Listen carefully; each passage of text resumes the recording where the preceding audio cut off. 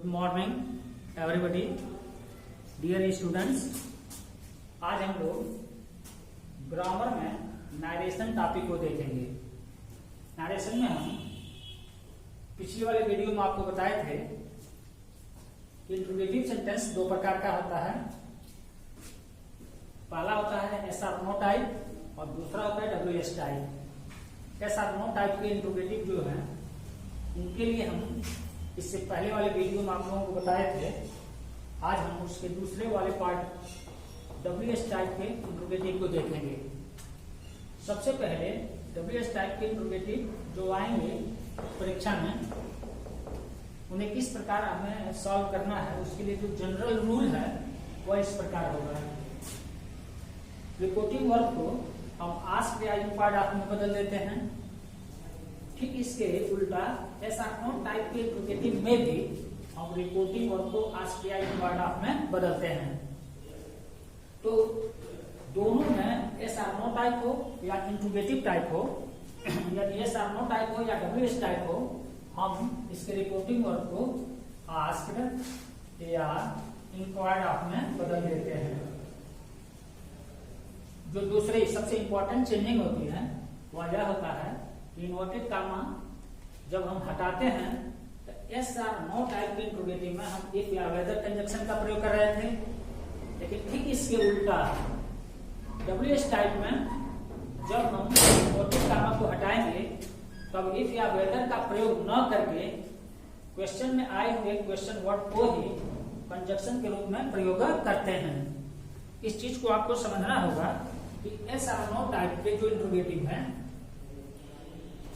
उनके reporting verb को हम आस्क्ड या इंक्वायर्ड ऑफ में बदल रहे थे। इन्वर्टेड कामा हटाने के लिए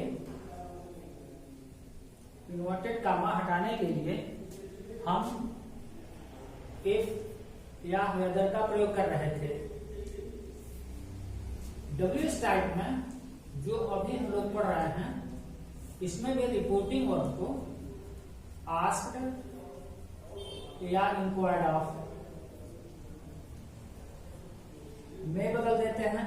यानी दोनों में कामा होता है, दोनों सेम प्रोसेस से चेंज होते हैं, लेकिन एक इन्वर्टेड कामा जब हम हटाते हैं, यानी डब्ल्यू एस टाइप में इन्वर्टेड कामा जब हम हटाते हैं तब इफ या वेदर का प्रयोग न करके क्वेश्चन वर्ड का ही हम कंजक्शन के रूप में प्रयोग करते हैं। आइए एक बार इसे समझकर। जो डब्ल्यू एस टाइप के इंट्रोगेटिव होंगे वह किसी क्वेश्चन वर्ड से शुरू होंगे और इन्हें जब हम सॉल्व करते हैं तो जब पहला रूल हम फॉलो करेंगे, रिपोर्टिंग वर्ब को आस्क्ड या इंक्वायर्ड ऑफ में बदल देंगे। इन्वर्टेड कामा हटाने के लिए इफ या वेदर का प्रयोग न करके हम क्वेश्चन वर्ड में आए होंगे क्वेश्चन वर्ड को ही कंजक्शन के रूप में प्रयोग करते हैं। एग्जांपल्स इन चीजों को अगर हमें समझना है तो आप इस एग्जांपल्स इस चीज को समझ सकते हैं। और ये यूपी बोर्ड में एक बार पूछा भी है। The teacher said to me. Said to me हमारा रिपोर्टिंग वर्ब है, मी हमारा ऑब्जेक्ट है, द टीचर इसका सब्जेक्ट है।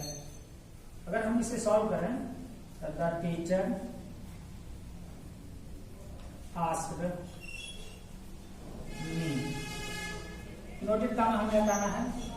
रूल को समझेंगे।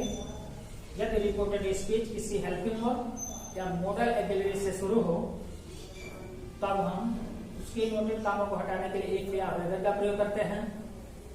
लेकिन यदि हमारा रिपोर्टेड स्पीच किसी क्वेश्चन वर्ड से शुरू हो तब हम उसके इन्वर्टेड कामा को हटाने के लिए इफ या वेदर का प्रयोग न करके हम उस क्वेश्चन वर्ड को ही कंजक्शन के रूप में प्रयोग करते हैं। रूल को एक बार फिर से आप देखेंगे। एस आर नो टाइप के जो इंट्रोगेटिव होते हैं वो किसी हेल्पिंग वर्ब या मॉडल एग्जिलरी से शुरू होते हैं, तब हम उसके इन्वर्टेड कामा को हटाने के लिए इफ या वेदर का प्रयोग करते हैं। ठीक इसके उल्टा डब्ल्यू एस टाइप के जो इंट्रोगेटिव होंगे वह किसी क्वेश्चन वर्ड से शुरू होंगे और जब क्वेश्चन वर्ड से वो शुरू होगा तब हम इन्वर्टेड कामा हटाने के लिए इफ या वेदर का प्रयोग न करके क्वेश्चन में जो क्वेश्चन वर्ड आया है अर्थात प्रश्न में जो क्वेश्चन वर्ड आया है उसे ही हम कंजक्शन के रूप में प्रयोग करते हैं। अगर व्हाई को हम कंजक्शन के रूप में प्रयोग करते हैं सभी लोग ये जानते हैं कि किसी कंजक्शन के जस्ट बाद हमें अगर किसी चीज की आवश्यकता पड़ती है तो वह होता है सब्जेक्ट। अब हमें सब्जेक्ट की आवश्यकता होगी, डिड को हम यहीं छोड़ देंगे। डू को अगर हम चेक करें तो यह सेकंड पर्सन का प्रोनाउन है और सब्जेक्ट की फॉर्म में है। रूल हमारा बताता है कि रिपोर्टेड स्पीच में आए हुए सेकंड पर्सन के प्रोनाउन को रिपोर्टिंग वर्ब के, ऑब्जेक्ट के, नंबर, पर्सन और जेंडर के अनुसार बदल देते हैं। अब इस यू को मी से अगर हम बदलते हैं तो हमें सब्जेक्ट की आवश्यकता है, तो फिर मी से हमें सब्जेक्ट की फॉर्म ट्रांसफर करेंगे तो क्या हो जाएगा आई। डिड को हम हैड में बदल देते हैं और हैड के साथ मेन वर्ब का पोजीशन थर्ड, यानी डिड को जब हम हैड में बदलेंगे तो हैड के साथ मेन वर्ब का पोजीशन थर्ड हो जाएगा और डिड के साथ मेन वर्ब का पोजीशन फर्स्ट। यानी इस फर्स्ट फॉर्म के वर्ब को जब हम कन्वर्ट करेंगे तो वर्ब के किस फॉर्म में चला जाएगा, थर्ड। तो डिड हमारा हो जाएगा हैड, फिर आ जाएगा नॉट, अटेंड। अटेंड को हमने थर्ड फॉर्म में बता अटेंडेड माई। माई हमारा फर्स्ट पर्सन का प्रोनाउन है और यह पॉजेसिव है, चेंज हो गया, यह पॉजेसिव होगा। रूल हमारा बताता है कि फर्स्ट पर्सन के प्रोनाउन को रिपोर्टिंग वर्ब के, सब्जेक्ट के, नंबर, पर्सन और जेंडर के अनुसार बदलते हैं। अर्थात रिपोर्टेड स्पीच में आए हुए फर्स्ट पर्सन के प्रोनाउन को रिपोर्टिंग वर्ब के, सब्जेक्ट के, नंबर, पर्सन और जेंडर के अनुसार बदलते हैं। इस माई को द टीचर से चेंज करें तो द टीचर का अर्थात इस सब्जेक्ट हमें पॉजेसिव फॉर्म में देना है। निकालने का तरीका देखें, द टीचर का अगर हम सब्जेक्ट निकालें अर्थात उसका प्रोनाउन निकालें तो वो होगा ही को अगर हम चेक करें यह सब्जेक्टिव फॉर्म है, इसका ऑब्जेक्टिव फॉर्म हिम, इसका पॉजेसिव हिज। हमें किस चीज की आवश्यकता है, पॉजेसिव, यानी माई को द टीचर से चेंज करेंगे तो ये क्या हो जाएगा, हिज। क्लास स्टार्टेड हमारा चेंज होगा तो started the previous day, the previous day.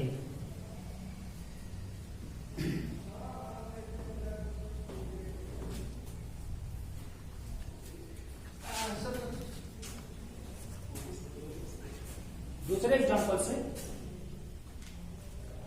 अगर इन चीजों को समझना चाहें तो आप समझ सकते हैं।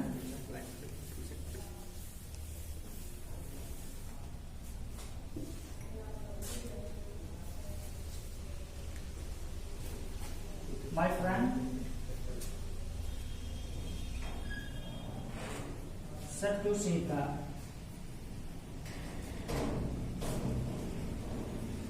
why are you standing here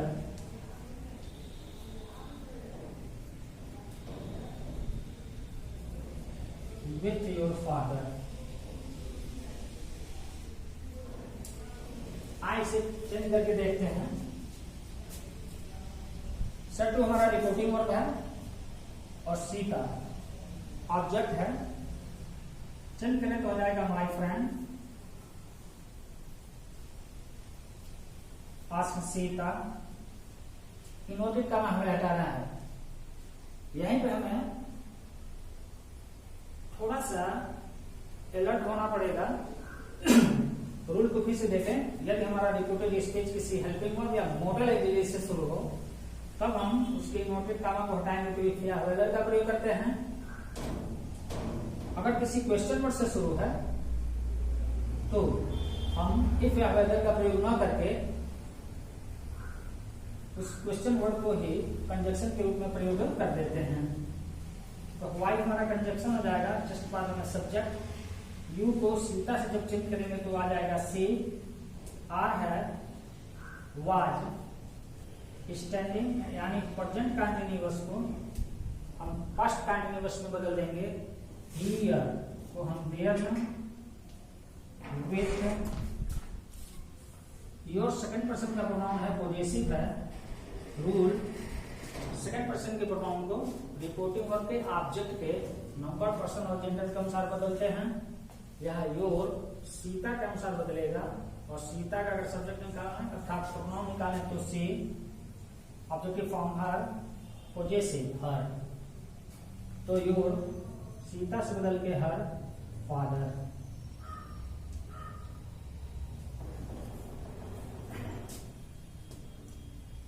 कुछ और एग्जाम्पल से आप इन चीजों को समझ सकते हैं। एक और एग्जाम्पल से समझें।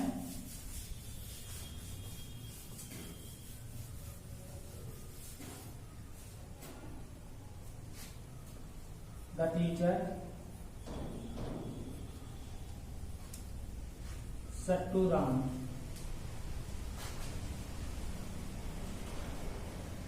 why do you not solve your questions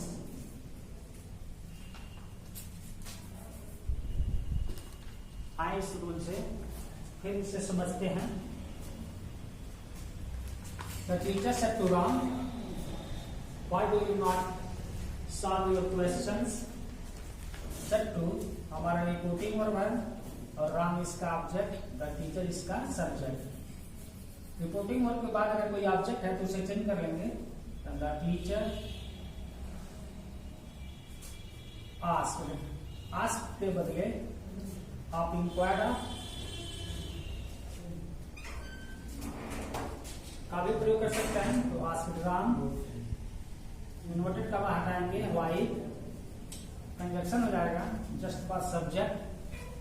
do के लिए रूल देखें, इससे पहले वाली भी वीडियो में हम आपको बताए थे कि डू और डज के लिए डू या डज हेल्पिंग वर्ब हो, उसके बाद नॉट न आया हो तो डू और डज हेल्पिंग वर्ब हो और उसके बाद नॉट न आया हो, तब हम उस सेंटेंस को मेन वर्ब को सेकंड फॉर्म में बदल देते हैं। पहला कंडीशन होता है, दूसरा जो कंडीशन होता है डू हो और डज हो, ऐसे वो हेल्पिंग वर्ब प्रयोग हुआ हो, उसके बाद नॉट हो, तब हम इस डू और डज को डिड में अर्थात डिड नॉट कर देते हैं। तो डू या डज हेल्पिंग वर्ब के रूप में हो, उसके बाद नॉट आया हो, तो डू और डज को हम डिड में बदल देंगे। तो अगर सॉल्व किया जाए तो आपका